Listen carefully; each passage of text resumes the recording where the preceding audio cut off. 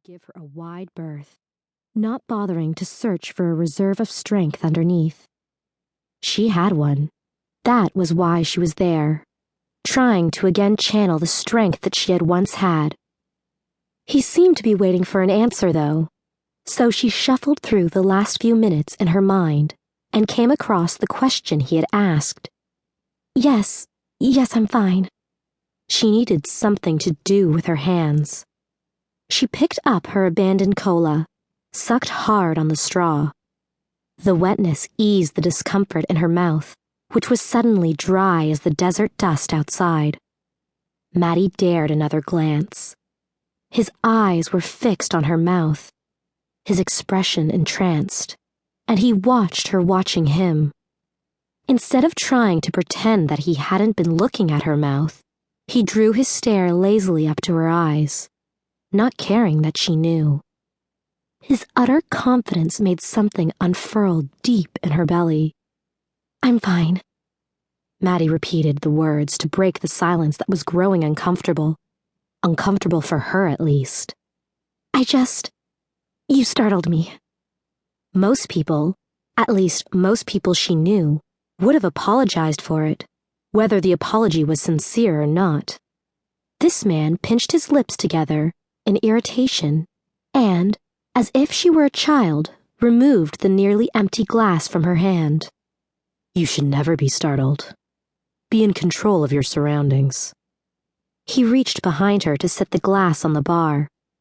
The ice rattled against the glass walls. As he leaned, he moved in very close to her, just for a moment. The intense heat that he gave off reminded her of the sun at midday in Nevada, glowing golden and hot enough to incinerate. Maddie narrowed her eyes as she studied him. She was certain that she'd never met him before. Yet his words struck a chord deep within her, a meaning that he may not have meant layered underneath this simple sentence. Always know where I am. Well, there was her problem in a nutshell, wasn't it?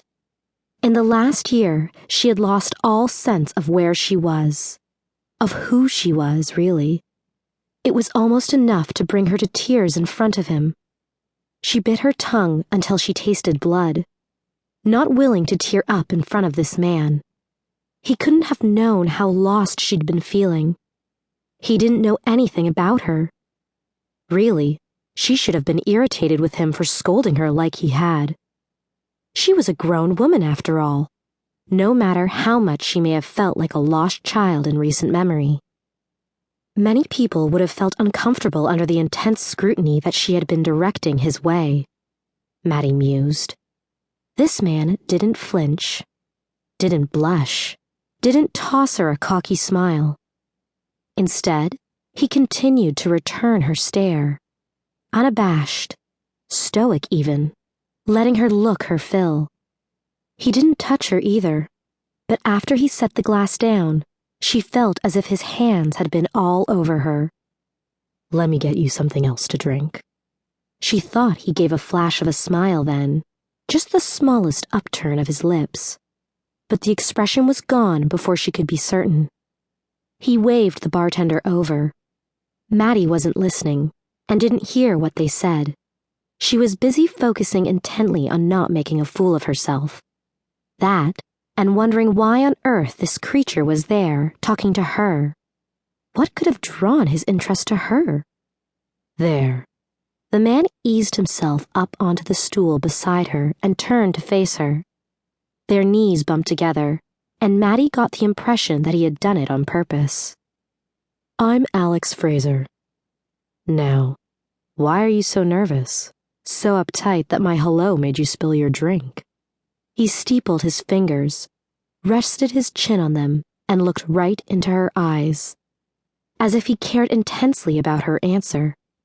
Rather than luxuriating in the attention, Maddie felt like a bug pinned on the wall. She couldn't tell him why. It was stupid. No, it wasn't stupid, but it would seem stupid to someone who didn't know her, who didn't know what she'd been through or what had brought her there. The man frowned when Maddie didn't reply, and she felt again